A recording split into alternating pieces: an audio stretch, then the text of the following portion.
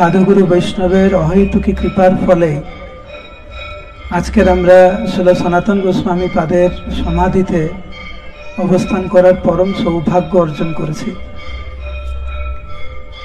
জানি না কত কোটি জন্মের সুকৃতির ফল এটা।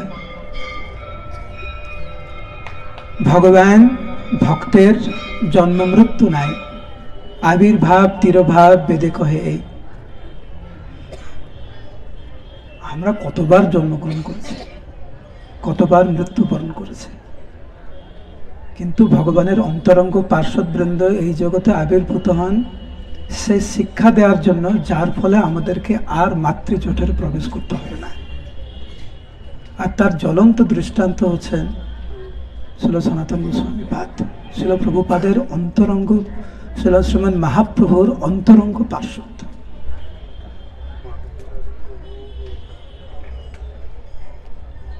মানসী গঙ্গাতে, গঙ্গার তীরে সনাতন গোস্বামী পাদ দেহত্যাগ করেছেন এবং এইখানে এসে ওনার পূর্ণ সমাধি হলো। শুধু একটি বিষয় আমরা এখন আলোচনা করব খুব সংক্ষেপে, যে ভগবত ভক্তি মানে হচ্ছে সম্পর্ক, যার সাথে ভগবানের সম্পর্ক ভালো, যার সাথে ভক্তদের সম্পর্ক ভালো, যার সাথে নামের সম্পর্ক ভালো, কেবলমাত্র তারাই ভক্তি জীবনে উন্নতি সাধন করতে পারে।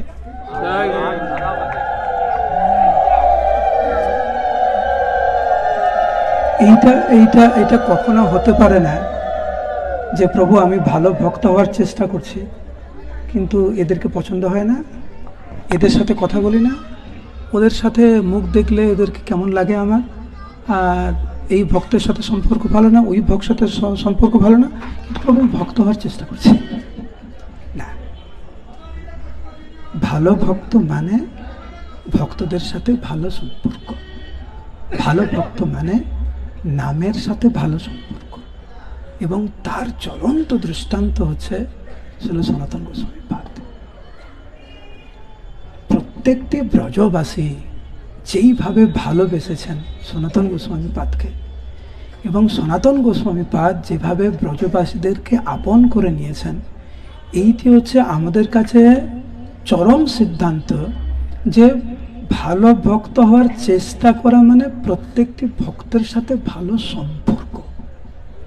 আপনারা আশ্রয় ক্যাম্পে এসেছেন, আশ্রয় ক্যাম্পের পরে এইটা হওয়া উচিত যে আপনার সাথে সবার সম্পর্ক আশ্রয় ক্যাম্পের আগে যেমন ছিল, আশ্রয় ক্যাম্পের পরে আরো ভালো হয়েছে। এইটা যদি হয়ে থাকে তাহলে বুঝবেন আশ্রয় ক্যাম্পের সার্থক হয়েছে। ভক্তি জীবন মানে হচ্ছে সম্পর্কের জীবন। সম্পর্ক ছাড়া, ভক্তের সাথে সম্পর্ক ছাড়া, নামের সাথে সম্পর্ক ছাড়া, ধামের সাথে সম্পর্ক ছাড়া কিরকম ভক্ত? তো ভক্তি রত্না করে সনাতন গোস্বামী পাদের ব্রজবাসীদের সাথে কেমন সম্পর্ক ছিল তার সুন্দর বিবরণ। আমি শুধু কয়েকটা শ্লোক শুনে আপনাদেরকে পড়ে শোনাচ্ছি, আপনারা শ্রবণ করুন। বহু রত্ন লভ্য দরিদ্রের সুখ চইছে, সনাতনের দর্শনে সবার সুখ তৈছে। ব্রজবাসীদের সাথে সনাতন গোস্বামীর সম্পর্ক কেমন ছিল? ঠিক যেরকম একজন দরিদ্র হঠাৎ করে বহু রত্ন পেয়েছে, তার যেরকম আনন্দ হয়, প্রত্যেকটি ব্রজবাসী সনাতন গোস্বামীকে পেয়ে সেরকম আনন্দ। কিরকম ঘনীভূত সম্পর্ক!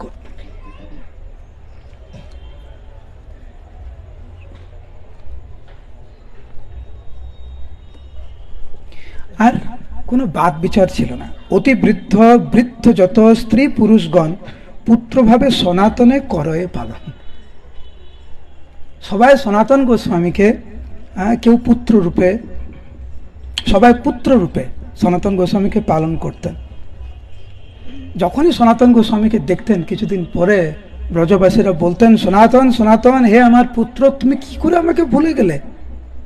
কি রূপে আছিলে কোথা মরি এ চিন্তিয়া, তুমি তুমি কোথায় ছিলে, আমরা যে মরে আছি না বেঁচে আছি, তুমি আসো।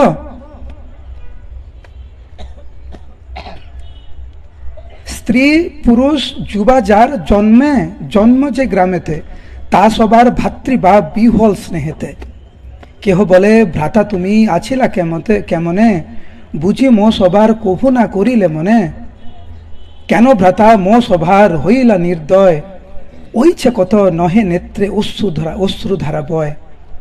বালক বালিকা আসে চরণ স্পর্শিতে, করে নিবারণ সবে নারে নিবারিতে। কিছু দূরে রহিয়া গ্রামের বধূগণ, সংকোচিত হইয়া সবে করে দর্শন। এইভাবে বিভিন্ন ভাব নিয়ে, যেমন বধূরা মাতাজিরা কিভাবে সম্মান করেছেন, বালক বালিকারা কিভাবে সম্মান করেছেন, বৃদ্ধারা কিভাবে সনাতন গোস্বামীকে সম্মান করেছেন, ভক্তিরত্ন করে তো অপূর্ব বর্ণনা।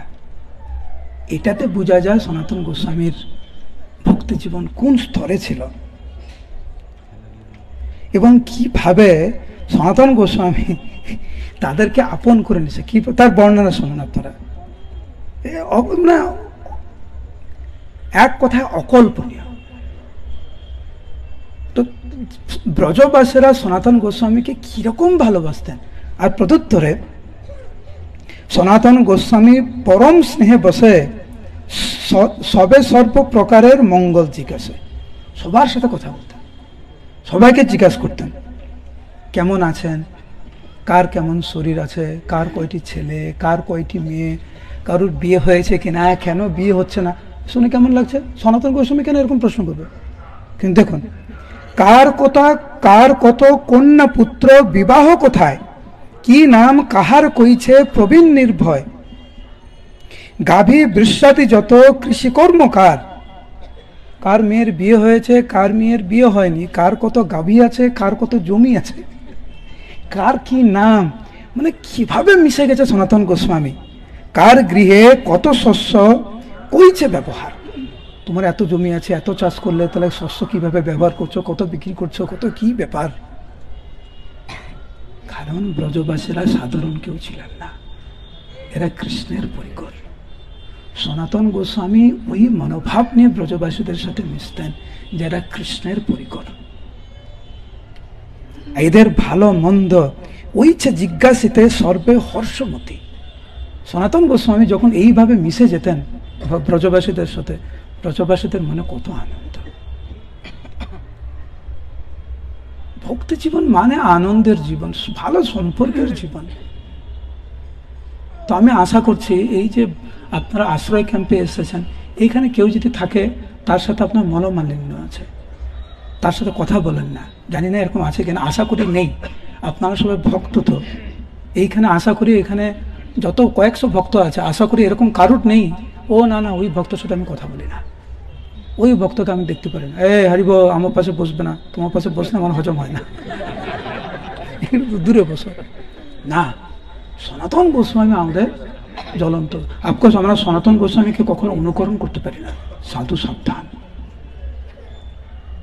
ব্রজবাসীদেরকে ভগবানের নিত্য পরিকর রূপে দর্শন করেছেন সনাতন গোস্বামী, যাদের গৃহে ভগবান স্বয়ং নৃত্য করেন, লীলা করেন। তো সেই রকম ভক্তদেরকে কেমন আচরণ করেছেন। এবং একটা গ্রাম থেকে আর একটি গ্রামে যখন যেতেন সনাতন গোস্বামী, যেই গ্রাম ত্যাগ করে পরের গ্রামে যেতেন, যেই গ্রাম ত্যাগ করেছেন তাদের কি দুর্দশা, সেটাও ভক্তিরত্নাকরে নরহরি নরহরি চক্রবর্তী ঠাকুর বর্ণনা করেছেন, কিভাবে ক্রন্দন করতেন তারা।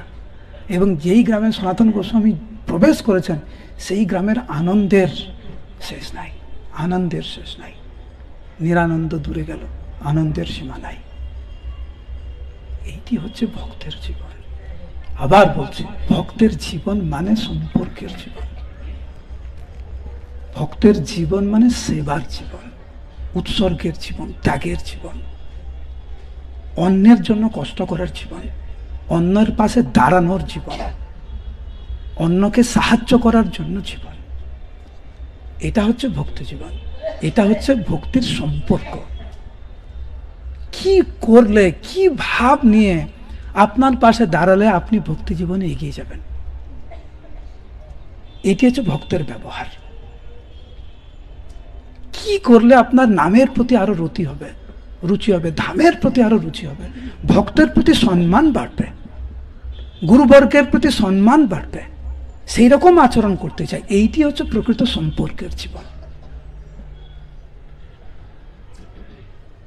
আজকের আমরা বড় বাবার চরণ কমলে এসেছি, সনাতন গোস্বামীর চরণ কমলে এসেছে এই ভিক্ষা চাইতে, যে হে প্রভু, এই কৃপা চাইছে যাতে ভক্তদের সাথে ভালো সম্পর্ক থাকে। আমার মহাপ্রভু মুকুন্দকে আশীর্বাদ করেছিলেন, মুকুন্দ আমি তোমাকে আশীর্বাদ দিচ্ছি যে তুমি যেরকম আমার প্রিয় হবে, তুমি সবার প্রিয় হও। এইটি হচ্ছে আসল আশীর্বাদ, ভক্তদের সাথে সম্পর্ক, ভক্তদেরকে আপন করে নয়, ভক্তদের পাশে দাঁড়ানো। কিভাবে দাঁড়ানো? এমন ভাবে দাঁড়ানো সেই যাতে ভক্তিপথে এগোতে পারে। তো এইটি আজকের আমরা এসেছি সনাতন গোস্বামী চরণ কমলে প্রার্থনা করতে। এটা ওনার পূর্ণ সমাধি, নিত্য বিরাজমান সনাতন গোস্বামী এইখানে মদন মোহনের চরণ কমলে। তো এই প্রার্থনা করবো আজকের আমরা। তারপরে আমরা হেঁটে হেঁটে আমরা ফিরে যাব আমাদের যেখানে প্রসাদ হয়েছিল সেখানে। প্রসাদ পেয়ে আপনারা দয়া করে একটু বিশ্রাম যাবেন, অল্প, বেশি না, অল্প বিশ্রাম করে যাতে নামের সাথে আমাদের সম্পর্ক আরো ঘনীভূত হয়, সেই জন্য আগামীকাল আমরা কটার সময় আমরা